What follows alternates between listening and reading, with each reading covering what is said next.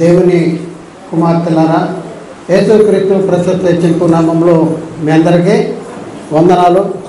అలాగే సంఘ కాపరాజు గారికి, సమాధాన రాజు గారికి కూడా ప్రత్యేకమైన వందనాలు చెల్లిస్తున్నా ఈ అవకాశాలు నాకు ఇచ్చినందుకు. ప్రియులారా, అలాగే దేవునికి కూడా ప్రత్యేకమైనటువంటి కృతజ్ఞతాస్తుతులు స్తోత్రాలు చెల్లిస్తున్నా. ఓకేనా? అందరూ బాగున్నారా? సంతోషంగా ఉన్నారా? మీరు 3 దినాలు మనం అద్భుతంగా మహాసభల్ని జరిగించడానికి దేవుడు మనకి గొప్ప కృప ఆదరణ మనకి అనుగ్రహించాడు. అందుకని దేవునికి మరొకసారి స్తోత్రములు. ప్రియులారా, మనం గత 3 దినాలు దేని గురించి నేర్చుకున్నాం? పాపము గురించి. ఒక మాటలో చెప్పాలంటే పాపాల గురించి, పాపము ఉనికి, దాని యొక్క ప్రారంభము, దాని గురించి నేర్చుకున్నాం. పాపం అంటే ఏంటి, పాపం ఎప్పుడు ఆరోపించబడుద్ది, పాపం ఎవరి మీద ఆరోపించబడుద్ది, ఇవన్నీ నేర్చుకున్నాం. పాపానికి ఆపోజిట్ పదం ఏంటి చెప్పండి? దేవుడు మనల్ని ఎలా సృష్టించాడు? దేవుడు ఏమైనాడు చెప్పండి? దేవుడు పరిశుద్ధుడు. మొన్న కూడా దేవుడు తన స్వరూపం ముందు తన పోలిక చొప్పున నన్ను సృజించాడు. కాబట్టి నిన్నటిదాకా పాపం గురించి తెలుసుకున్నాం. మరి పాపము నుండి విమోచించబడి నీతికి దాసులు అవ్వాలంటే ఏం చేయాలి? మరి పరిశుద్ధంగా దేవుడు మన ఎలా ఉండాలని కోరుకుంటున్నాడు. మరి పరిశుద్ధంగా ఉండాలంటే ఏం చేయాలి? మనం పరిశుద్ధంగా ఉండటం కోసం దేవుడు తన సొంత కుమారుని ఏం చేశాడు?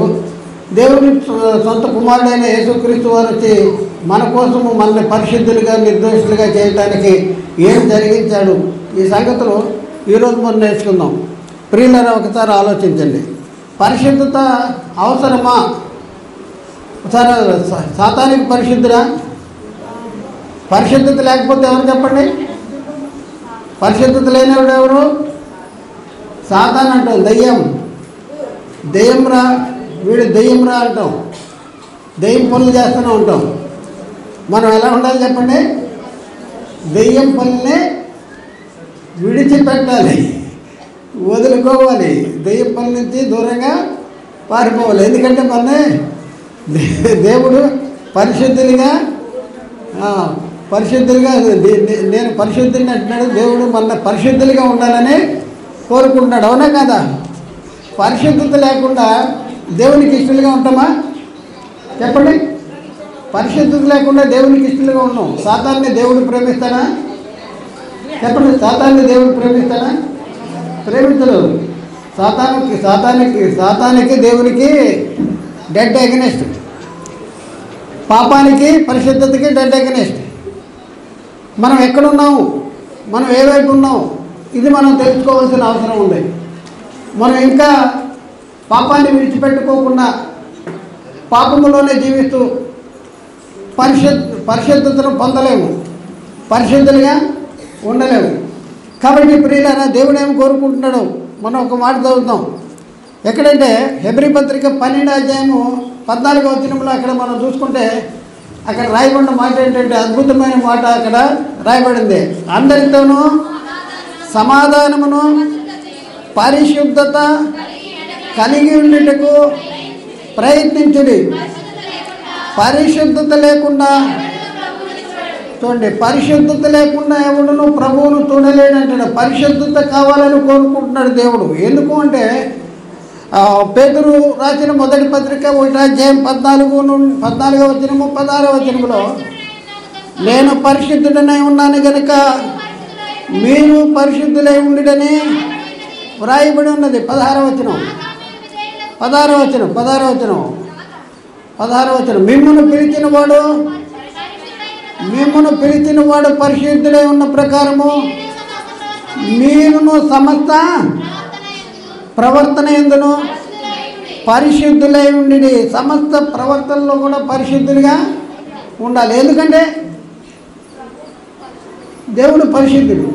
మనల్ని పరిశుద్ధులుగా ఉండాలి, నిర్దోషులుగా ఉండాలి అనేసి జగత్తు పునాది వేయబడక మునిపే మనల్ని ప్రేమ చేత ఆయన కోరుకున్నాడు. ఎఫ్సీ పత్రిక 1:6 కూడా అక్కడ మనం చూస్తే మనము పరిశుద్ధులము నిర్దోషులమునై ఉండవలనని జగత్తుకి పునాది వేయబడక మునిపే ప్రేమ చేత ఆయన మనలను క్రీస్తులో ఏర్పడు. దేవుడు అనాది సంకల్పములో కూడా మనము పరిశుద్ధులుగా ఉండాలి. దేవుని ఎదుట నువ్వు ఉండాలి. నువ్వు ఇక్కడ కూర్చున్నావు, ఇక్కడ కూర్చున్న మనము సంఘములో ఉన్నటువంటి మనము ఎక్కడున్నాము? క్రీస్తు రాజ్యంలో ఉన్నాం. యేసుక్రీస్తు రెండోసారి ఎందుకు వస్తాడు? ఆయన రాజ్యాన్ని తీసుకెళ్ళి తండ్రికి అప్పగించడానికే వస్తాడు. తండ్రికి అప్పగించిన తర్వాత మనం ఎవరి దగ్గర ఉంటాము? దేవుని దగ్గర ఉంటాం. దేవుడు సమీపింపరాని తేజస్సులో ఆయన మాత్రమే అమరత్వము గలవాడే ఉన్నాడంట. అంత మహిమ కలిగిన, అంటే మహిమ, ఆయన మహిమను వర్ణిస్తున్నాడు. అలాంటి మహిమ కలిగిన దేవుని ఎదుట నువ్వు ఉండాలి అనేసి దేవుడు, నువ్వు నేను మనము లేనప్పుడే దేవుడు ఈ జగత్తుకి పునాది వేయబడక మునిపే సంకల్పించాడు, కోరుకున్నాడు, ఆలోచించాడు, తలంచాడు. ఎంత గొప్ప దేవుడు చెప్పండి. మా దేవుడు గొప్ప దేవుడేనా? ఎవరు మన దేవుడు? ఎవరు మన గొప్ప దేవుడు? ఎవరు? తండ్రి యెహోవా, యేసుక్రీస్తుని పంపించిన ఆయన మన అలా కావాలని కోరుకుంటున్నాడు. మరి మనం ఎలా ఉన్నాం? మన పరిస్థితి ఎలా ఉంది? మనం ఒకసారి మనం ఆలోచించుకోవాల్సినటువంటి అవసరం ఉంది. ప్రియులరా, ఒకసారి ఆలోచించుకోవాల్సిన అవసరం ఉంది. ఇంకా మనం పరిశీలన చేస్తే అపోస్తలులైన పౌలు కొరింథీ సంఘాన్ని గురించి మంచి సాక్ష్యం ఇచ్చాడు. పౌలు గారు అపోస్తల కార్యము కొరింథీ పత్రిక మొదటి పత్రిక 1:2 కొరింథీలోని దేవుని సంఘమునకు అనగా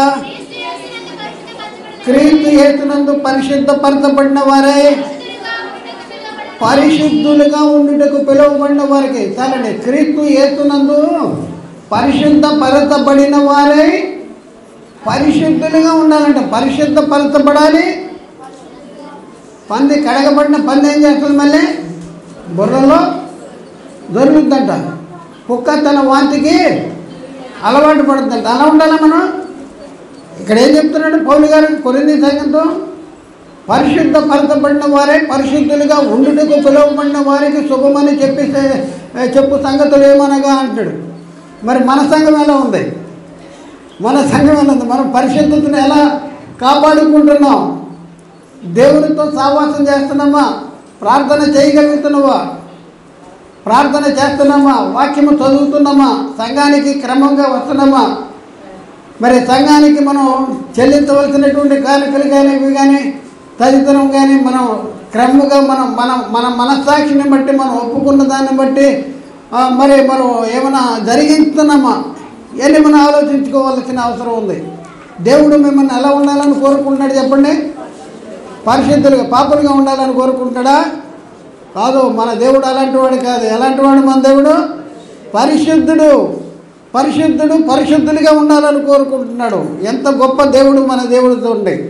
అందుకనే నేను పరిశుద్ధుడే ఉన్న ప్రకారము మీరును పరిశుద్ధులే ఉండాలి అని చెప్తున్నాడు.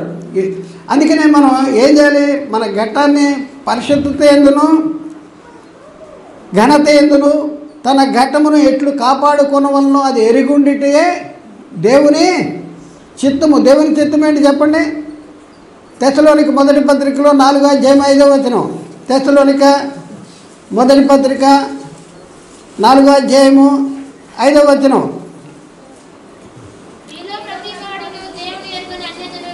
ఒకటో తెస్సలోనిక 4:5 పరిశుద్ధత ఎందును ఘనత ఎందును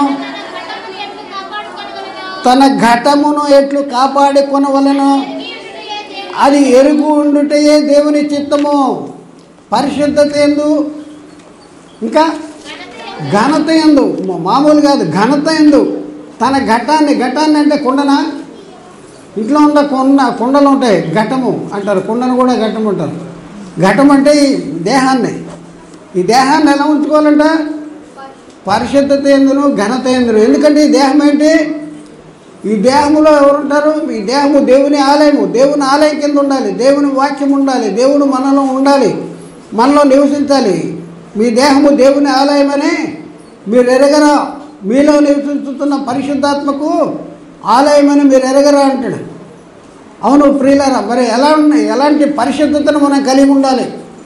నిన్నటిదాకా పాపము, దాని యొక్క ఉనికి, దాని యొక్క ప్రభావము మనం నేర్చుకున్నాం. పాపము చేసిన వాడు ఎక్కడికి వెళ్తాడు? నరకానికి వెళ్తాడు. నరకం యొక్క ప్రభావం ఎలాంటిది? అగ్ని ఆరదు, పురుగు చావదు, కణకణలాడే అగ్ని అంట. యుగ యుగాలు అగ్నిలో కాళ్ళతో ఉండేటటువంటి పరిస్థితి. దేవునికి దూరం అయితే, పరిశుద్ధతను కోల్పోతే ఎక్కడికి వెళ్ళిపోతామో ఒకసారి మనం ఆలోచించుకోవాల్సిన అవసరం ఉంది. కాబట్టి ప్రియులారా, ఒకసారి ఆలోచించుకోండి.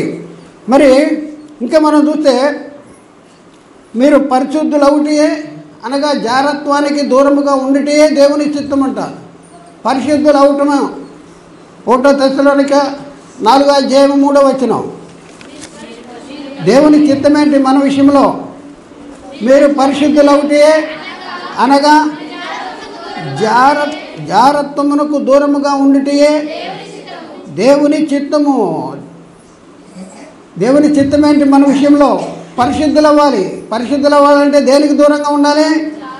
జారత్వానికి దూరంగా ఉండాలి. అది దేవుని చిత్తము. మన జీవితాల్లో ఎలాంటి పరిస్థితి మన జీవితాల్లో జరుగుతూ ఉంది? మరి జారత్వానికి దూరంగా ఉండేటటువంటి పరిస్థితి మన జీవితాల్లో ఉందా? ఒకవేళ అలాంటిది లేకపోతే, నన్ను నా పక్కోడు చూస్తలేరు, లేకపోతే అయ్యగారు చూస్తలేరు, వాళ్ళు చూస్తలేరు, వీళ్ళు చూస్తలేరు అనేసి మన ఇష్టం వచ్చినట్టు, మీ ఇష్టం వచ్చినట్టు మీరు చేసుకుంటే దేవుడు వెబ్ క్యామ్లో చూస్తున్నాడు. మన దేవుడు, మనుషులు పై రూపాన్ని చూస్తారు, కానీ దేవుడు ఏం చూస్తాడు? హృదయాన్ని, అంతరంగాన్ని పరిశీలించేటటువంటి దేవుడు. కాబట్టి ప్రియులారా, ఒకసారి మీ హృదయంలో ఆలోచన రాకమునిపే దేవునికి తెలుస్తుందంట. అంత గొప్ప దేవుడు మన దేవుడు. కాబట్టి నా ముందు ఎవరు లేరు, నా పక్కన ఎవరు లేరు, నన్ను ఎవరు చూస్తలేదు అనే అభిప్రాయం మాత్రం పెట్టుకోవద్దు. ఎల్లప్పుడూ మీ హృదయము దేవుని ఎదుట పరిశుద్ధమైనటువంటి ఆలోచన కలిగి ఉండవలసినటువంటి బాధ్యత, కర్తవ్యము మనకి ఉంది. కాబట్టి ప్రియులారా, ఒకసారి మనం ఆలోచించుకుంటే, ఒకప్పుడు మన పరిస్థితి ఏంటి? చీకటిలో ఉన్నాం. చీకటిలో నుండి ఆశ్చర్యకరమైన తన వెలుగులోనికి మిమ్మల్ని పిలిచిన వాని గుణాతిశయములను ప్రచురము చేయ నిమిత్తము ఏర్పరచబడిన వంశమును, రాజులైన యాజక సమూహమునై ఉన్నాము. ఎంత గొప్ప ఆధిక్యత మనకిచ్చాడో. పేతురు రాసిన మొదటి పత్రిక 2:9. పేతురు రాసిన మొదటి పత్రిక 2:9. అయితే మీరు చీకటిలో నుండి ఆశ్చర్యకరమైన తన వెలుగులోనికి మిమ్మల్ని పిలిచిన వాని, మన బాధ్యత ఏంటంట? ఆశ్చర్యకరమైన తన వెలుగులోనికి పిలిచాడంట. మరి మనం ఏం చేయాలి? మిమ్మల్ని పిలిచిన వాని గుణాతిశయాలని మీరు ప్రచురం చేయాలి. దేవుడు ఎలాంటి వాడో, దేవుని గుణాలు ఎలాంటివో అవి మీ ద్వారా, మీ ప్రవర్తన ద్వారా, మీ ఆలోచన ద్వారా, మీ క్రియల ద్వారా వ్యక్తపరచాలి, తెలియపరచాలి, జరిగించాలి. ఎక్కడికి వచ్చారు మీరు? ఆశ్చర్యకరమైన తన వెలుగులోనికి వచ్చాము. వచ్చిన మనం ఏం చేయాలి? వచ్చిన వాని గుణాతిశయాన్ని ప్రచురము చేయ నిమిత్తము మనల్ని ఎలా ఉంచాడంట? ఏర్పరచబడిన వంశమును, రాజులైన యాజక సమూహమును, దేవుని సొత్తైన ఏముంది? పరిశుద్ధ జనమును, దేవుని సొత్తైన పరిశుద్ధ జనం అంటాం మనం. పరిశుద్ధులు. ఎంత గొప్ప ధన్యత! కేవలము యేసుక్రీస్తు రక్తము ద్వారానే మనం పరిశుద్ధులంగా మనం తీర్చబడ్డాము. దేవుడు తన సొంత కుమారుడైన యేసుక్రీస్తు వారిని ఈ లోకానికి పంపించాడు. ఈ లోకానికి పంపించి ఆయన శిలువ రక్తధారుల ద్వారా మన పాపాలని కడిగివేశాడు, తుడిచివేశాడు, మనల్ని పరిశుద్ధులుగా చేశాడు, నిర్దోషులుగా చేశాడు. మరి అలాంటి గొప్ప తండ్రి ప్రేమ యేసుక్రీస్తుని పంపించింది మన కోసం. క్రీస్తు వచ్చి మన కోసము తన్ను తాను బలిగా, అర్పణగా అర్పించుకున్నాడు. క్రీస్తు త్యాగము ఏమైనా గుర్తొస్తున్నాయా? మనం చెడు ఆలోచనలు, చెడు తలంపులు, చెడు కార్యాలు జరిగించినప్పుడు ఇవన్నీ గుర్తొస్తున్నాయా? ఒకసారి ఆలోచించుకోవాల్సిన విషయము. ఆలోచించుకోవాలి.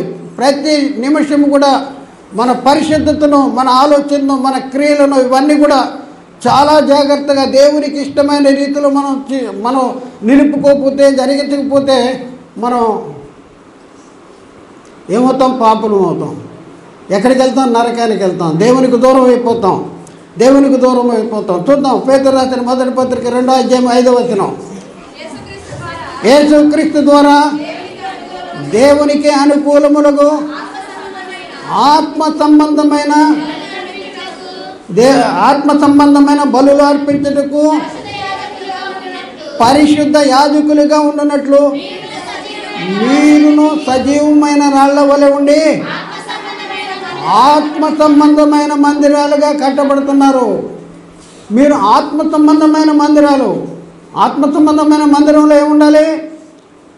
ఒకప్పుడు సొలొమోను కట్టినటువంటి మందిరంలో ఏం పెట్టడం, ఏముంది అందులో? పలకలు, రాతి పలకలు ఉన్నాయి, పరిశుద్ధ రాతి పలకలు ఉన్నాయి. ఇప్పుడు మన హృదయంలో ఏముండాలి?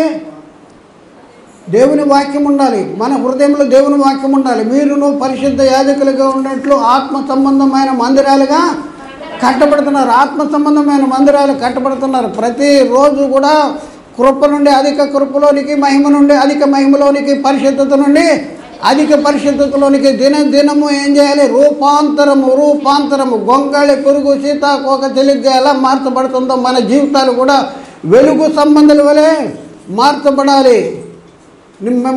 మన చూసిన వాళ్ళు మన చూసిన వారు ఎవరిని చూడాలి?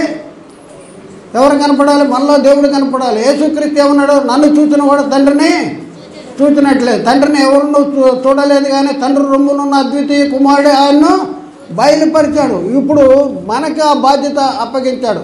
మనం ఎవరి స్వరూపాలుగా మార్చబడాలి? క్రీస్తు స్వరూపాలుగా మార్చబడాలి. క్రీస్తు స్వరూపము మీ యందు ఏర్పడే వరకు మీ విషయమే నాకు మరల ప్రసవ వేదన కలుగుతున్నది అంటాడు పౌలు గారు. చెప్తున్నాడు 4:19 చదవద్దు, గల్తీ పత్రిక. క్రీస్తు స్వరూపం మీరు మార్చబడాలి. మీరు క్రీస్తు స్వరూపం మార్చబడితే మీరు ఎవరి స్వరూపం కలిగిన వారు ఉంటారంటే దేవుని స్వరూపం. ఎందుకంటే క్రీస్తు దేవుని స్వరూపి. కాబట్టి ప్రియులారా, మరి ఎలాంటి పరిశుద్ధత మనం కలిగి ఉంటున్నాం, ఎలాంటి ఆత్మీయ స్థితి మన జీవితాల్లో కొనసాగిస్తున్నాం? సంఘానికి వస్తున్నాము, పాటలు పాడుతున్నాము, నుంచుంటున్నాము, కూర్చుంటున్నాము, లేస్తున్నాము, సందాయిస్తున్నాము, వెళ్ళిపోయిన తర్వాత మన జీవితాన్ని మళ్ళీ మామూలు యథాస్థితిలో మనం వెళ్ళిపోతున్నామా? ఇక్కడికి వచ్చినప్పుడే మన భక్తి జీవితాన్ని కనపరచడానికి మనం ప్రయత్నం చేస్తున్నామా? ఎలాంటి పరిస్థితి? ఇక్కడ మాకైతే తెలియదు, కానీ దేవుడికి తెలుసు. దేవుడు మొన్నే చూస్తూ ఉన్నాడు. దేవుడు ప్రతి దాన్ని చూస్తూ ఉన్నాడు.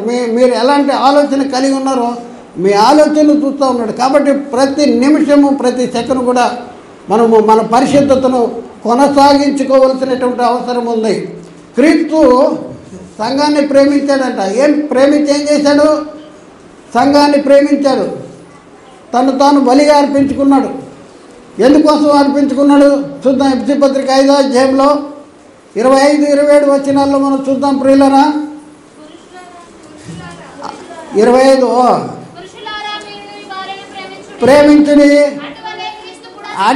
అటువలే క్రీస్తు కూడా సంఘమును ప్రేమించి సంఘాన్ని ప్రేమించాడంట. సంఘమును ప్రేమించాడు. ఎవరిని ప్రేమించాడు? సంఘాన్ని. అంటే అక్కడ నన్ను ప్రేమించి, నువ్వు సంఘము, నన్ను ప్రేమించాడు. క్రీస్తు నన్ను ప్రేమించాడు, మనల్ని ప్రేమించాడు. ఆ సంఘమును ప్రేమించి అది కళంకమైనను మడతైనను అట్టిది మరి ఏదైనాను లేక పరిశుద్ధమైనదిగాను నిర్దోషమైనదిగాను మహిమగల సంఘముగాను ఆయన తన ఎదుట నిలువబెట్టుకుని ఉన్ననే వాక్యముతో ఉదక స్నానము చేత దానిని పవిత్రపరచి పరిశుద్ధపరచుటకై దాని కొరకు తన్ను తాను అప్పగించుకున్నాడు. చూడండి, క్రీస్తు త్యాగము ఇక్కడ కనపడుతుంది.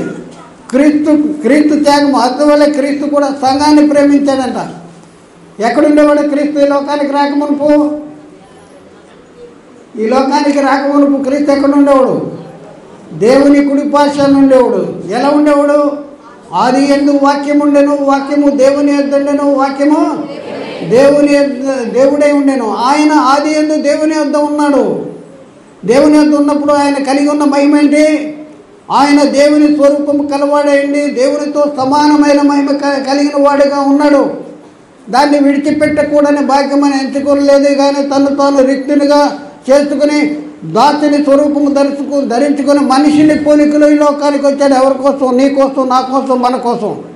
మరి మన జీవితాలు మార్చుకోవద్దా? ఈరోజు ఉన్న పరిశుద్ధత కంటే రేపు ఇంకా ఎక్కువ పరిశుద్ధతను మనం కొనసాగించుకోవాలని కొనసాగించుకోవాల్సినటువంటి అవసరం మనకుందా లేదా? చాలా జాగ్రత్తగా మనం ఆలోచించాలి. లేకపోతే నరకానికి వెళ్ళిపోతాం. సాతాను సులువుగా చిక్కులు పెట్టే సులువుగా చిక్కులు పెట్టు ప్రతి పాపానికి మనం ఏం చేయాలి? దూరంగా ఉండాలి. సాతాను పక్క నుండి మనకేం చెప్పుద్ది? కథలు చెప్పుద్ది. మీరు చావనే చావరు, మీరు తినేయండి, మీరు దేవతలు వంటి అవుతారు. అలాగే మన చుట్టూ కూడా ఎవరుంటారు? మన చుట్టూ సాతాను ప్రేరేపితులు ఉంటారు. వాళ్ళు చెప్తారు, ఎంత భక్తి అవసరమా, ఏంటిది, ఆ భక్తి పిచ్చి పట్టింది. నాకు కూడా చాలామంది నన్ను స్టార్టింగ్లో ఏమన్నారంటే దేవుడి దెయ్యం పట్టింది, నాకు దేవుడి దెయ్యం పట్టిందంట. దేవుడి దెయ్యం పట్టింది దీనికి, దేవుడు దేవుడు దేవుడు దేవుడు అంటున్నాడు, బైబిల్ అంటున్నాడు అనేసి అన్నారు. మన అంటారు, మనం ఎప్పుడైతే దేవుని చిత్తానుసారంగా మనం జీవించాలని ప్రయత్నం చేస్తామో అప్పుడు మనకి ఏమవుద్ది చెప్పండి? శోధనలు వస్తాయి. ఎంతోమంది మొన్నే అనేక రీతిలుగా చుట్టుపొట్టి మాటలు మాట్లాడేవాళ్ళు ఉండేటటువంటి పరిస్థితి ఉంది. కాబట్టి ప్రియులారా, మరి ఎంత సంకల్పము, ఇంత ఆలోచన, ఇంత కోరిక, ఇంత ప్రణాళిక దేవుడు నీ విషయంలో, నా విషయంలో కలిగి ఉండి యేసుక్రీస్తు తన సొంత కుమారుని లోకానికి పంపించి ఆయన శిలువ రక్త ద్వారా మన పాపాలని పరిశుద్ధపరచడానికి గొప్ప ప్రణాళిక ఏర్పాటు చేసి దాన్ని క్రీస్తు ద్వారా మరి నెరవేర్తే మరి మనం ఏం చేస్తూ ఉన్నాం? మనం ప్రార్థన చేసేటప్పుడు ఏం చేస్తాం చెప్పండి?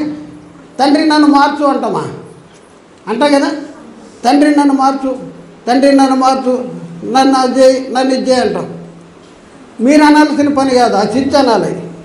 ఆ ఫ్యాన్ తిరగాలంటే మీరు స్విచ్ నొక్కండి అయ్యగారు అనాలి. ఎందుకంటే ఫ్యాను తనంతటి తాను తిరిగే కెపాసిటీ లేదు. ఏది నొక్కాలి? స్విచ్ నొక్కాలి.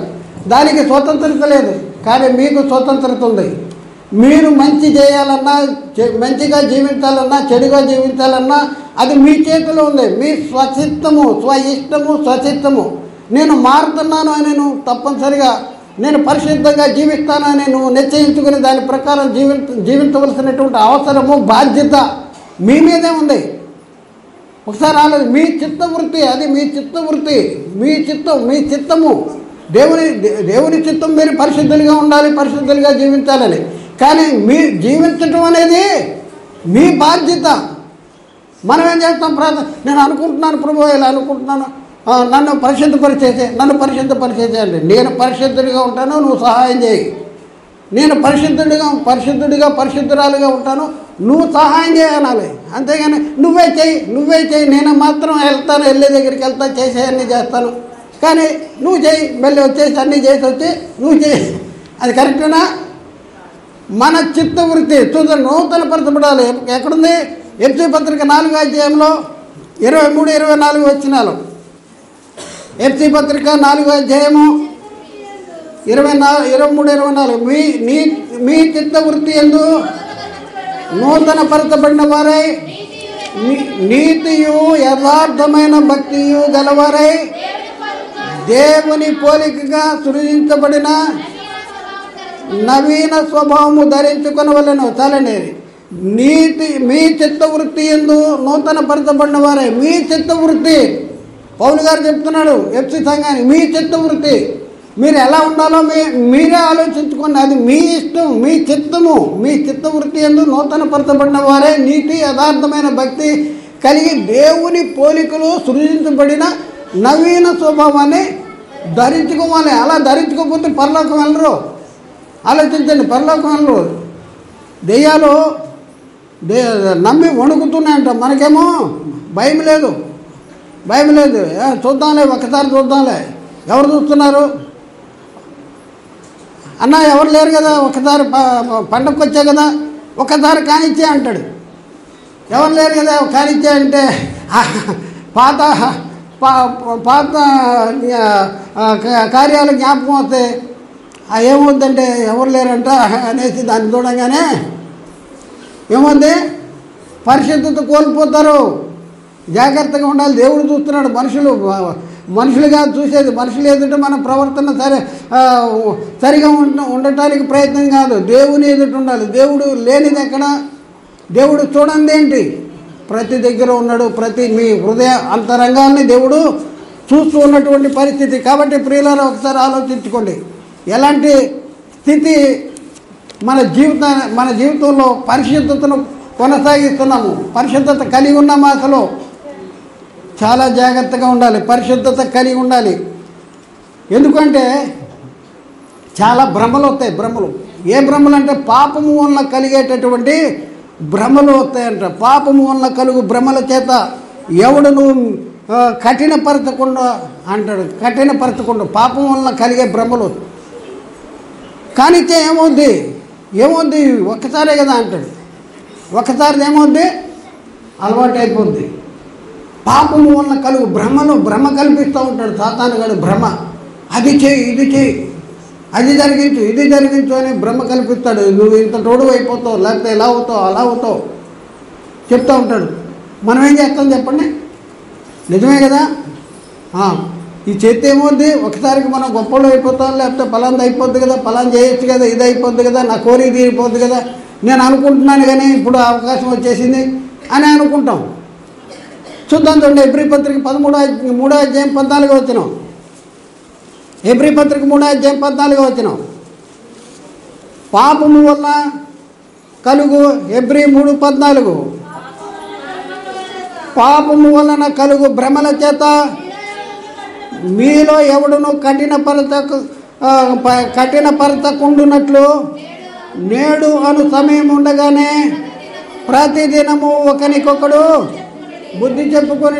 చూడండి చాలండి, నేడు అను సమయంగా ఉండగానే ఏం చేయాలి? ప్రతిదినము ఒకరికొకడు బుద్ధి చెప్పుకోవాలి. ఎందుకు అంటే పాపము వలన కలుగు భ్రమల చేత మీలో ఎవడును మనస్సును కఠినపరుచుకుంటాడు. మనస్సు కఠినపరచుకోకుండా ఉండాలన్నాడు.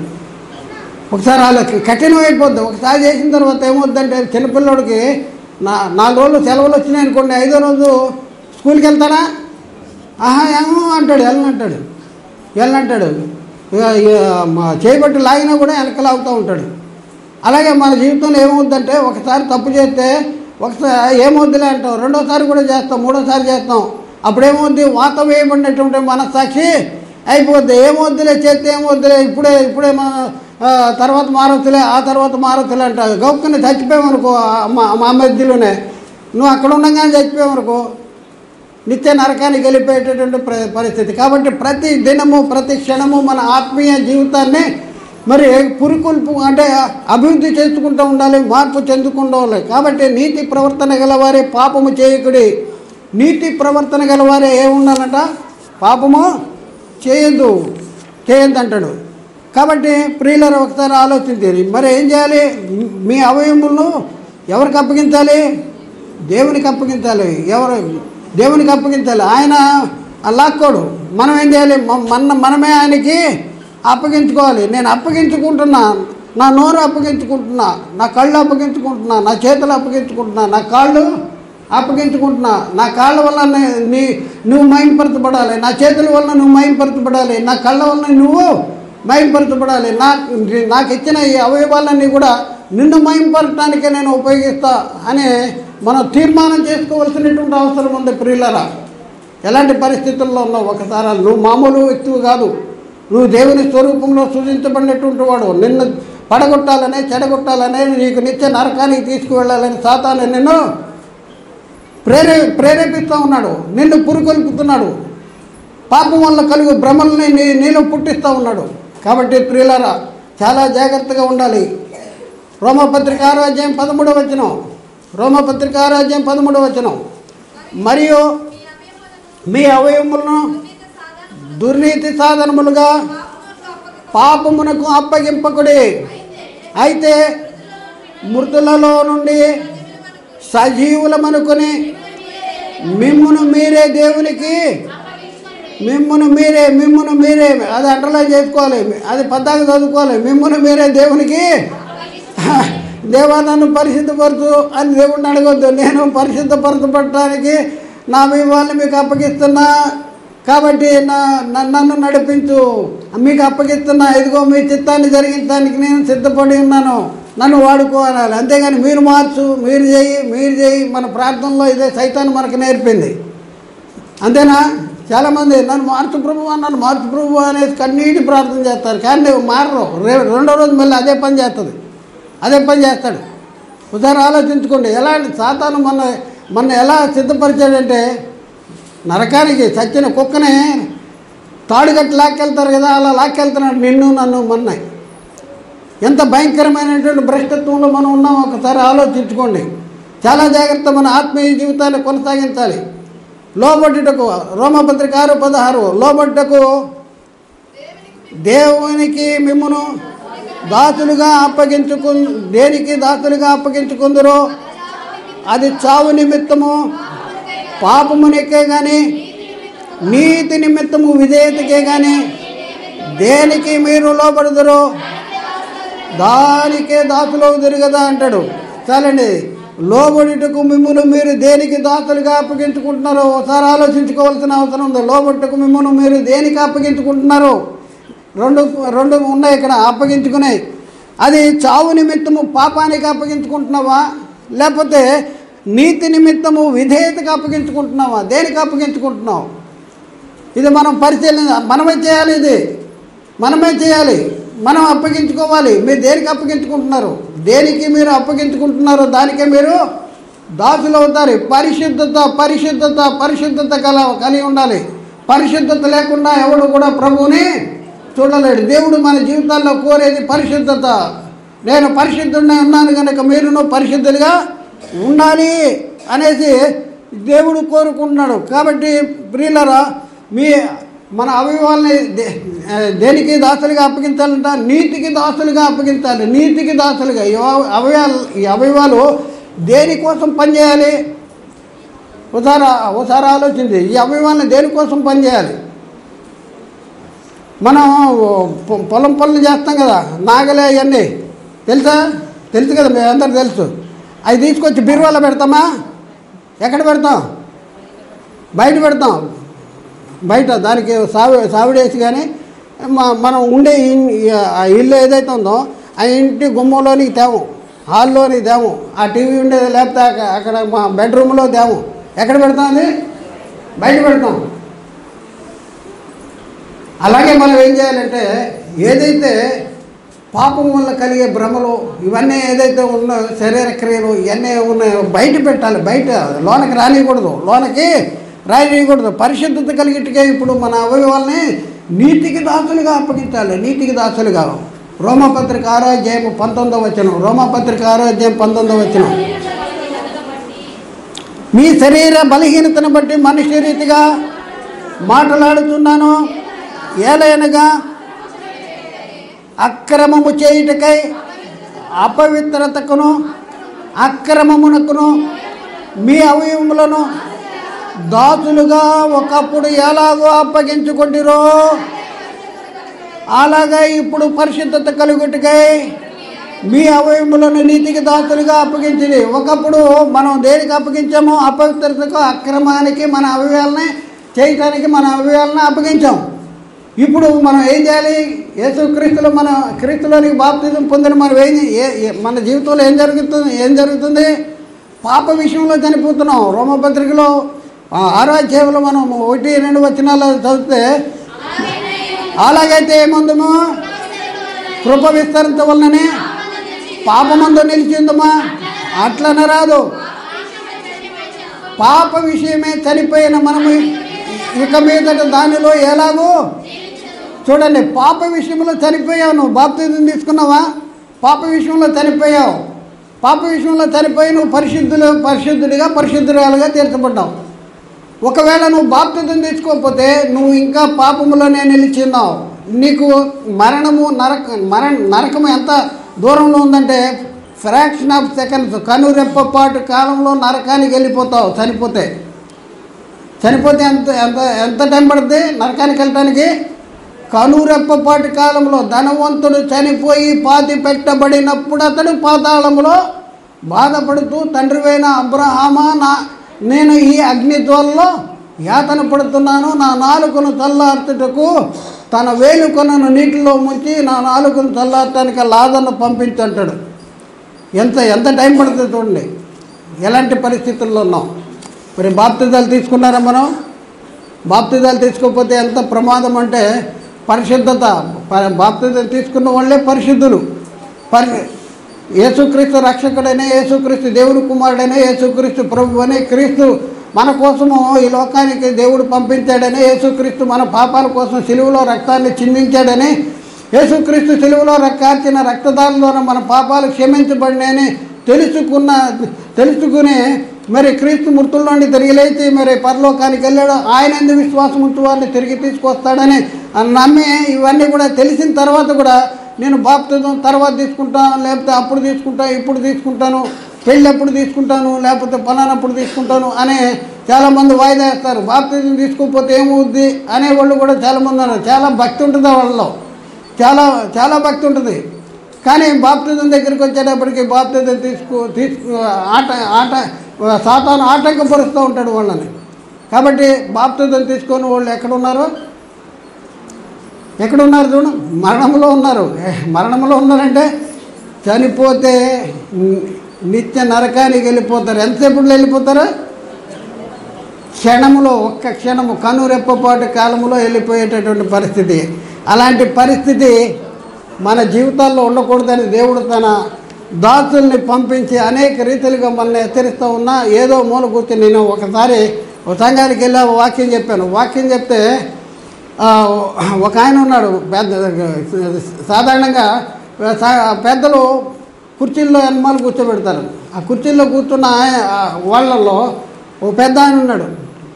మరి ఆయన కొడుకు ఈ సంఘంలో యాక్టివ్ మెంబర్. కానీ ఆ పెద్ద ఆయన ఎప్పుడు బాప్తిజం తీసుకున్నాడు ఆయనకే తెలియదు. ఏ నామంలో బాప్తిజం తీసుకున్నాడో ఆయనకే తెలియదు. ఆయనకి తెలియనటువంటి పరిస్థితుల్లో నేను హెచ్చరించిన తర్వాత వచ్చేసిన తర్వాత వారం రోజుల్లో నాకు ఫోన్ వచ్చింది. అయ్యగారు, మా నాయన చనిపోయాడు, మరి బాప్తిజం తీసుకున్నాడా అని అడిగా. బాప్తిజం తీసుకున్నాడంటే తీసుకోలేదు, ఎప్పుడో తీసుకున్నాడంటే మాకు కూడా తెలియదు. మరి ఏం చేస్తున్నాను? ఎక్కడికి వెళ్ళి ఉంటాడు చెప్పు, నువ్వు చెప్పన్నా. నేను తప్పు చేశాను అయ్యగారు అంటాడు. తప్పు చేశాడు అయ్య. నన్ను పిలిచాడు, స్టేజీ మీదకి ఎక్కా. అయ్యగారులు అందరూ ఏమంటున్నారు? అయ్యగారు పరలోకి వెళ్ళిపోయాడు అంటున్నారు. నేనేం చెప్పాలి చెప్పండి? బాప్తిజం తీసుకొని నరకానికి వెళ్ళాడని చెప్పాలా వద్దా? మనుషుల ముఖాలు చెప్పాలా? చెప్పాను. నేను స్టేజ్ దిగి కిందకు వచ్చిన తర్వాత వాళ్ళ మనవడు వచ్చి నా చేతులు పట్టుకుని, నేను తప్పు చేశాను అయ్యగారు అంటే, నన్ను కాదు వేడుకునేది, దేవుణ్ణి వేడుకో. అలాగే ఇక్కడ కూడా ఎంతోమంది వస్తున్నారు, భక్తి ఉంది, కూర్చుంటున్నారు, కానీ బాప్తిజాలు లేనటువంటి జీవితాల్లో ఉన్నారు. చనిపోతే ఎక్కడికి వెళ్తారు? మనము ఏం చేయాలి అనేది ఈ శరీరంలో ఉండంగానే జరిగించాలి. శరీరాన్ని విడిచిన తర్వాత మనము ఏమి చేయలేము. ధనవంతుడు అక్కడికి వెళ్ళిన తర్వాత ఆయన అంటాడు, నీటి బొట్టు కావాలంటున్నాడు, దొరకదు. ఇక్కడ వారు అక్కడికి, అక్కడ వారు ఇక్కడికి దాటిపోజాలకుండా ఉన్నట్లు మీకును మాకును మధ్య మహాగాధం ఉందంటాడు. అప్పుడు అర్థమైంది నరకం యొక్క ప్రభావము. అప్పుడు గుర్తొచ్చారు ఎవరు? తన సహోదరులు గుర్తొచ్చారు. నాకు 5 సహోదరులు ఉన్నారు, వారిను ఈ వేదనకరమైన స్థలానికి రాకుండా వారికి సాక్ష్యమిత్రుడిగా లాజర్ను పంపించంటే, లాజర్ను పంపిస్తే వాళ్ళు ఎండరు. అక్కడ భూమి మీద మోషేయి ప్రవక్తలు ఉన్నారు, వారు చెప్పాలి అంటాడు. అంటే బతిమాలుతున్నాడు, అలాగనవద్దు నా తండ్రి, అలాగనవద్దు. ఎందుకంటే లాజరు మా సహోదరులకి లాజరు బాగా తెలుసు. మా ఇంటి ముందు కూర్చుని మేము పడేసిన ముక్కలు తినేసేవాడు, అందుకని వాళ్ళు గుర్తుపడతారు, ఈయనే పంపించంటే మృతుల్లో ఉండి ఒకటి లేచి వెళ్ళిన అంటే బతికున్న వాళ్ళు చెప్పాలి. అప్పుడు మోషేయు ప్రవక్తలు ఉన్నారంట. మోషేయు ప్రవక్తలు చెప్పిన మాట విన్నేళ్ళ మృతుల్లో ఉండి ఒకడు లేచి వెళ్ళి వారికి చెప్పినా కూడా వాళ్ళు నమ్మరు అంటాడు. ఒకసారి ఆలోచించండి. అందుకనే శరీరంలో ఆత్మ ఉండంగానే మనము తీర్మానం చేసుకోవాలి. మన పరిశుద్ధతను కలిగి ఉన్నామా? పరిశుద్ధతను పొందుకున్నామా? నమ్మి బాప్తిజం తీసుకున్నామా? మనం తీసుకున్న బాప్తిజాలు యేసుక్రీస్తు నామంలోనే తీసుకున్నామా? ఇవన్నీ కూడా మనం ఆలోచించుకోవాల్సినటువంటి అవసరం ఉంది. కాబట్టి మనం ఏం చేయాలి చెప్పండి? అపవాది ఎన్నో రీతిలుగా మనని ఎదిరిస్తూ ఉంటాడు, పోరాడుతూ ఉంటాడు. ఎవరో కాదు, మన పక్కన ఉన్న వాళ్ళతోనే, కుటుంబ సభ్యులతోనే, సహోదరులతోనే, ఎదురు ఉన్న వాళ్ళతోనే, లేకపోతే మనకు పరిచయం ఉన్న వాళ్ళతోనే. యేసుక్రీస్తుకి తప్పుడు సలహా ఇచ్చింది ఎవరు? పేతురుని ఏమన్నాడు? యేసుక్రీస్తు అంటున్నాడు, యెరూషలేము వెళ్తున్నాము, దేవుడు నా తండ్రి నన్ను పంపించిన పని సంపూర్ణం అవ్వబోతుంది, వాళ్ళు నన్ను పట్టుకుంటారు, సిలువ వేస్తారు, తిరిగి మూడో దినాలు లెగుస్తానంటే అర్థమేంటి? మరణాన్ని నిరర్ధకం చేస్తాను, జీవము అక్షయత సువార్త వలన వెలుగులోనికి తెస్తాను అని చెప్తా ఉంటుంటే యేసుక్రీస్తు అంటాడు, పేతురు అంటున్నాడు, యేసుక్రీస్తు చేయబట్టుకుని ప్రభువా అది నీకు దూరమును గాక అంటాడు. ఏంటి 11 మంది నా మేలు కోరట్లేదు, పేతురు నాకు చాలా నా మేలు కోరి మంచి మాట చెప్తున్నాడు అనుకోలేదు. మనకు మంచి మాటలు చెప్పినట్టుగానే ఉంటాయి. సాతాను మీరు దేవతల వల్ల అయిపోతారు అని మంచి మాట చెప్పినట్టుగానే ఉంటుంది. పేతురు కూడా మంచి మాట చెప్పినట్టుగానే చెప్పాడు. ప్రభువా అది నీకు దూరమునుగాక, అది నీకెన్నడను కలుగకుండానుగాక అన్నాడు. కలుగకుండానుగాక అంటే యేసుక్రీస్తు ఏమన్నాడు? పేతురు వెనక చూసి వెనక్కి తిరిగి, సాతానా నా వెనుకకు పొమ్ము, నీవు నాకు అభ్యంతరకారముగా ఉన్నావు, నువ్వు మనుషుల సంగతులు ఆలోచించుతున్నావు కానీ దేవుని సంగతులు ఆలోచించట్లేదు. అదే విధముగా నీ జీవితంలో కూడా ఎన్నో రీతులుగా మీకు ఊసులు మాటలు చెప్పి నిన్ను పరిశుద్ధత నుండి తొలగించాలని సాతాను ప్రయత్నము చేస్తూ ఉంటాడు. అలాంటి ప్రయత్నం చేసేటప్పుడు మనం ఏం చేయాలి? కనిపెట్టాలి. కాబట్టి ప్రియులరా, దేవునికి లోబడాలి, అపవాదిని ఎదిరించాలి. అప్పుడు వాడు మీ యొద్ద నుండి పారిపోతాడు. అపవాదిని సంకలో పెట్టుకోబాకండి, అర్థమైందా? అపవాదిని సంకలో పెట్టుకోబాకండి. యాకోబు పత్రిక 4:7-10 వచనాలు.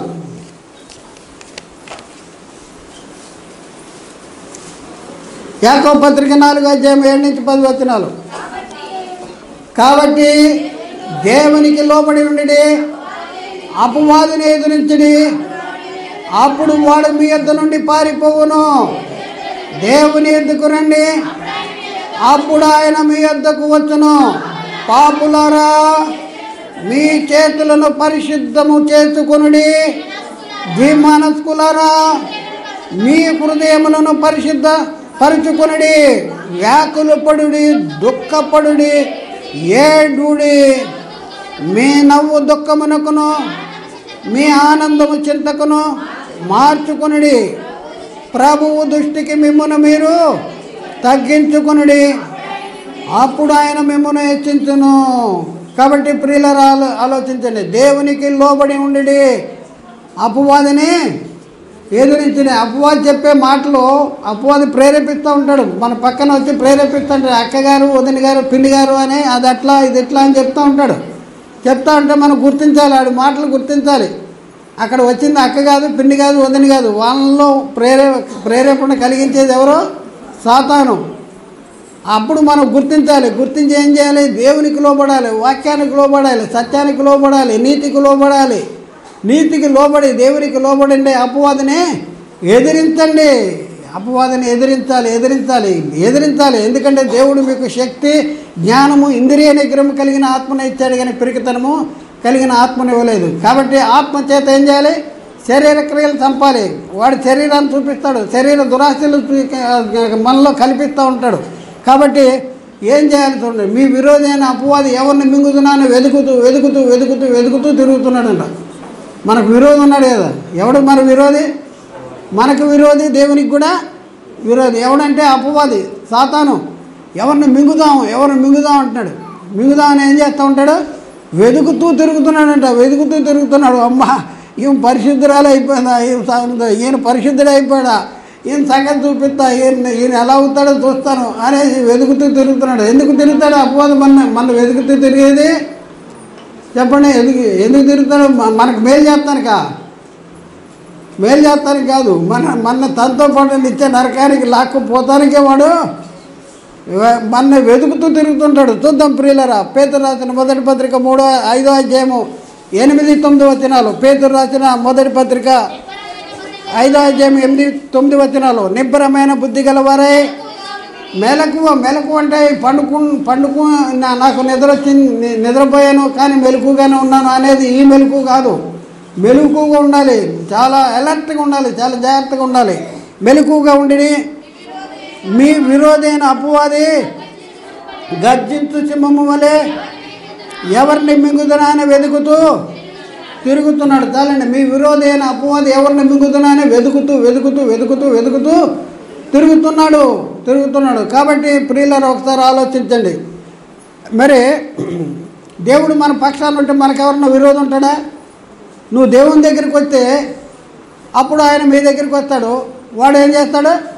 నువ్వు దేవుని దగ్గర రాగానే వాడు పారిపోతాడు. కాబట్టి దేవుడు మన పక్షమును ఉండి మనకు విరోధం ఎవడు చెప్పండి? దేవుని దగ్గర మనం ఉన్నాం అనుకోండి, మనకు విరోధం ఉంటాడా? దేవుడు మన పక్షాన, దేవుడి దగ్గర నువ్వు ఉండాలి, దేవుని సన్నిధిలో ఉండాలి, దేవునికి సమీపంలో ఉండాలి, దేవుని చిత్తాన్ని జరిగించాలి. రోమపత్రిక 8వ అధ్యాయం 31 వచనం. రోమా 8:31. ఇట్లుండగా ఏమందుము? దేవుడు మన పక్షం ఉండగా మనకు విరోధి ఎవడు అంటాడు. అయితే ఇలాంటి పరిస్థితుల్లో మనం ఎప్పుడైతే ప్రభువుని వెంటాడుతామో, పరిశుద్ధతను కొనసాగించడానికి ప్రయత్నం చేస్తామో, మనకి శ్రమలు, శోధనలు, అపజయాలు, బలహీనతలు, ఎన్నో సమస్యలు వచ్చేటటువంటి పరిస్థితి ఉంది. మరి అలాంటి శ్రమలు, శోధనలు, బలహీనతలు, అపజయాలు వీటన్నింటిలో మనకి దేవుడు విజయాన్ని అనుగ్రహించడా? శ్రమ అయినను, హింస అయినను, కరువు అయినను, ఉపద్రవమైనను, అట్టిది మరి ఏదైనాను మన ప్రభు అయిన యేసుక్రీస్తునందలి దేవుని ప్రేమ నుండి మనలను ఎడబాపనేరవని రూఢిగా నమ్ముతున్నాను, రూఢిగా చెప్తున్నాను అంటాడు. చూద్దాం మాట చూద్దాం. రోమపత్రిక 8వ అధ్యాయము 35-39 వచనం. క్రీస్తు ప్రేమ నుండి మనలను ఎడబాపు వాడెవడు? శ్రమ అయినను, బాధ అయినను, హింస అయినను, వస్త్రహీనత అయినను, ఉపద్రవమైనను, ఖడ్గమైనను మనలను ఎడబాపున ఇందును గురించి వ్రాయబడినదేమనగా, నిన్ను బట్టి దినమల్లా మేము వధించబడిన వారము, వధకు సిద్ధమైన గొర్రెలమని మేము ఎంచబడిన వారము. ఆయనను మానవులను ప్రేమించిన వాని ద్వారా వీటన్నింటిలో అత్యధికమైన విజయము పొందుతున్నాము. మరణమైనను, జీవమైనను, దేవదూత అయినను, ప్రధానులైనను, ఉన్నవి అయినను, రాబోవునవైనను, అధికారులైనను, ఎత్తైనను, లోతైనను, సృష్టించబడిన మరి ఏదైనాను మన ప్రభువైన క్రీస్తు యేసునందలి దేవుని ప్రేమ నుండి మనలను ఎడబాప నేరవని రూఢిగా నమ్ముతున్నాను. మనల్ని ఎడబాప నేరవు అంటాడు. కాబట్టి ఆలోచించేయండి ప్రియులారా, ఎలాంటి పరిస్థితుల్లో ఉన్నాం మనం ఎలాంటి పరిస్థితుల్లో ఉన్నాం? ముగించమంటారా? అయితే చాలా జాగ్రత్త, మన ఆత్మీయ జీవితాన్ని చాలా జాగ్రత్తగా కొనసాగించుకోవాలి. ఎందుకంటే బైబిల్లో కొన్ని సంగతులు రాయబడి ఉన్నాయి. మనం అలాంటి వారం కాకూడదు అనేసి దేవుని యొక్క ఆలోచన. బైబిల్లో ఏముందంటే హెబ్రీ పత్రిక 6వ అధ్యాయం 4-8 వచనాలు అక్కడ చూస్తే, ఒకసారి వెలిగించబడి పరలోక సంబంధమైన వరములు రుచి చూసి పరిశుద్ధాత్మలో పాలివారే దేవుని దివ్య వాక్యములు రాబోవు యుగ సంబంధమైన శక్తుల ప్రభావమును అనుభవించిన తరువాత తప్పిపోయిన వారు, అంటే చూడండి, ఒకసారి వెలిగించబడిన వారు మరి దేవుని దివ్యవాక్యమును రాబోయే యుగ సంబంధమైన శక్తుల ప్రభావాన్ని అనుభవించిన వారు కూడా తప్పిపోయే అవకాశం ఉందంటే తప్పిపోయే అవకాశం ఉందే అని ఇక్కడ రాయబడింది. తప్పిపోయిన వారు ఏంటి ఏమవుతారని అక్కడ చూడండి. అట్టి వారిని తమ విషయంలో దేవుని కుమారుని మరలా తెలివివేస్తున్నారు, బాహాటముగా ఆయన్ని అవమానపరుస్తున్నారంటారు. బాహాటముగా ఆయన్ని అవమానపరుస్తున్నారు. కాబట్టి అట్టి వారిని మరలా నూతన పరిస్థిత అసాధ్యము. అట్టి వారిని మరలా నూతన పరిస్థితి అసాధ్యము. చూడండి ప్రియులారా, కుమ్మరివాడు ఉన్నాడు. కుమ్మరివాడు సారి మీద కుండలు చేస్తూ ఉంటాడు. సారి మీద కుండలు చేసేటప్పుడు ఆ కుండ సారి మీద ఉండగా అది ఆకారం సరిగా రాపోయినా, అది పగిలిపోయినా, లేకపోతే చెడిపోయినా కూడా మళ్ళీ ఏం చేస్తాడు, దాన్ని పిసుకుతాడు, మళ్ళీ ముద్ద చేస్తాడు, మళ్ళీ చారు మీద వేస్తాడు, ఎక్కిస్తాడు, మళ్ళీ తర్వాత మళ్ళీ దాన్ని అందమైన పాత్ర కింద సిద్ధపరుస్తాడు. కానీ కాలిపోయినటువంటి కుండ పగిలిపోతే మళ్ళీ చారు మీదకి రాదు. చాలా భయంకరము. దేవుని చేతిలో పడుట ఎంత భయంకరము. కాలిపోయిన కుండ కాల్చబడిన తర్వాత కుండ కాలిపోతే మళ్ళీ దాన్ని అతికిస్తామా, దాన్ని ముద్ద చేస్తామా? మనం చాలా జాగ్రత్తగా ఉండాలి. మనం చాలా జాగ్రత్తగా అవసరం ఉంది. ఒకసారి వెలిగించబడ్డావు, దేవుని దివ్యవాక్యమును, రాబోయే యుగ సంబంధమైన శక్తుల ప్రభావమును, పరిశుద్ధాత్మను పొందుకున్నావు. ఇవన్నీ పొందుకున్న తర్వాత తప్పిపోతే మరలా నూతన పరచబట్ట అసాధ్యం అంటాడు. అందుకనే మనము సత్యముల గురించి అనుభవ జ్ఞానము పొందిన తర్వాత బుద్ధిపూర్వకముగా పాపము చేసిన లేక పాపానికి బలి ఉండదంట. దేవుని తీర్పు ఎదురు చూస్తూ ఉంటాం. హెబ్రీ పత్రిక 10:26 వచనం. హెబ్రీ 10:26. మనము సత్యముల గురించి అనుభవ జ్ఞానము పొందిన తర్వాత బుద్ధిపూర్వకముగా పాపము చేసిన ఎడల పాపమునకు బలిక ఉండదు, కానీ న్యాయ తీర్పునకు భయముతో ఎదురు చూచుటి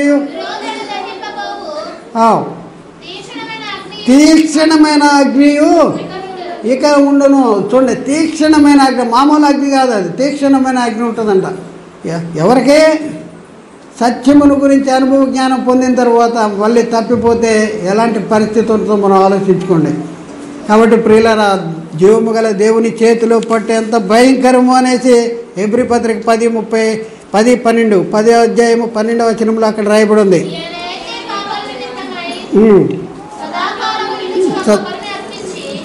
హెబ్రీ పత్రిక 10వ అధ్యాయము 31వ వచనం. జీవము గల దేవుని చేతిలో పడుట ఎంత భయంకరం చూడాలి. మనుషులు శరీరాలు చంపుతారు, ఆత్మను చంపరు. ఈ మనుషులు భూమి మీద ఉన్న ఏ మనిషి అయినా కూడా శరీరాన్ని చంపుతాడు. కానీ ఆత్మనే నిత్య నరకానికి పంపించగలే కెపాసిటీ, సామర్థ్యం ఎవరికి ఉంది? దేవునికి ఉంది. కాబట్టి మనం ఏం చేయాలి చూడండి, దేవునికి అంత కెపాసిటీ ఉంది. సో నా ఇష్టం నేను చేస్తాను. కొంతమంది తలబిరుసుగా ఉంటారు, కొంతమంది దేవుని మీద అలుగుతూ ఉంటారు. నాకు అలా ఎందుకు చేసావు, ఇలా ఎందుకు చేసావు అంటాడు. ఏది చేయాలో కుమ్మరివాడికి తెలుసు, నువ్వుగా చెప్పేది. కుమ్మరివాడు తన చిత్త ప్రకారము నిన్ను రూపించాడు. నువ్వు ఉన్న స్థితిలో, నువ్వు ఉన్న సామర్థ్యంలో నువ్వు దేవునికి నమ్మకమైనటువంటి వాడుగా, నమ్మకమైన స్త్రీగా నువ్వు జీవించవలసిన అవసరం ఉంది. పరిశుద్ధతను కొనసాగించుకోవాలి. ఆఖరి వచనాన్ని చదువు ముగించుకుందాం ప్రియులరా. రోమపత్రిక 12:1-2 వచనాలు. రోమపత్రిక 12:1-2 వచనాలు. కాబట్టి సహోదరులరా, పరిశుద్ధమును దేవునికి అనుకూలమునైన సజీవయాగముగా మీ శరీరమును ఆయనకు సమర్పించుకుంటేనే దేవుని వాత్సల్యమును బట్టి మిమ్మను బ్రతిమలాడుకొనుచున్నాను. ఎట్టి సేవ మీకు యుక్తమైనది. మీరు ఈ లోక మర్యాదను అనుసరింపక ఉత్తమమును అనుకూలమును సంపూర్ణమునైన దేవుని చిత్తమేదో పరీక్షించి తెలుసుకున్నట్లు మీ మనస్సు మారి నూతన మౌట వలన రూపాంతరం చెందాలి. మనస్సు మారాలి, నూతన మౌట వలన రూపాంతరం చెందాలి. పై రూపాన్ని కాదు, మనస్సు మారాలి. పై రూపాన్ని దేవుడు చూడడు. దేవుడు ఏం చూస్తాడు? హృదయాన్ని, అంతరంగాన్ని చూస్తాడు. మీ మనస్సు మారి నూతన మౌట వలన రూపాంతరం చెందాలి. ఒకప్పుడు గొంగళ పురుగుగా ఉన్నటువంటి జీవితాన్ని ఎగిరే సీతాకోక చిలుక కింద మార్చబడాలి. గొంగళ పురుగునే చూసి అసహించుకునే పరిస్థితుల్లో నువ్వు మార్పు చెంది సీతాకోక చిలుక కింద మారిపోతే నీ చేత అందరూ ఆకర్షించబడతారు. అందరి చూపులు నీ వైపే ఉంటాయి. అలాంటి పరిశుద్ధమైన పవిత్రమైన జీవితాన్ని మనం కలిగి ఉండాలని దేవుడు కోరుకుంటున్నాడు ఈ మధ్యాహ్న కాల సమయంలో. అలా ఉండటానికి ప్రతి ఒక్కరూ తీర్మానం చేసుకుందాం. దేవుడు మాట్లాడిన ప్రతి ఒక్క మాట ప్రతి ఒక్క హృదయంలో నీరుగట్టి పొలంపు చేయనుగాక. ఆమేన్. అందరికీ వందనాలు. దేవునికి స్తోత్రాలు.